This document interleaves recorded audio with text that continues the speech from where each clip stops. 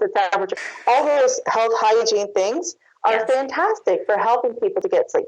But the studies show that if you are not getting at least 6 hours of sleep, you won't respond well to that type of an intervention. It doesn't work well for you. Your executive functions are impaired.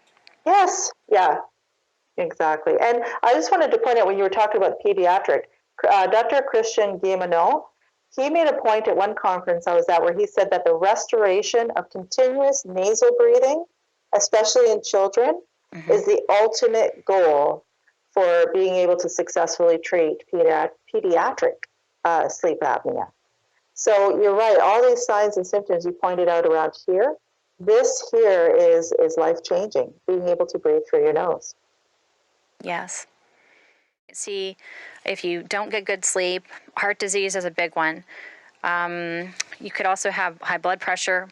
All the symptoms of heart disease leading up to heart disease, chest pain, heart attack, irritability, but also even obsessive behaviors. And we touched on pediatrics with ADHD and ADD. And I think you had, when we were speaking earlier, some interesting statistics, Julia, about children in high school and starting school and how they're managing some of these problems because it's such a prevalent issue in today's society. Yeah, that's the thing is that our poor children are so tired and yet they have to go to school and function all day long with other kids. And that's a challenge at the best of times, let alone when you're overtired.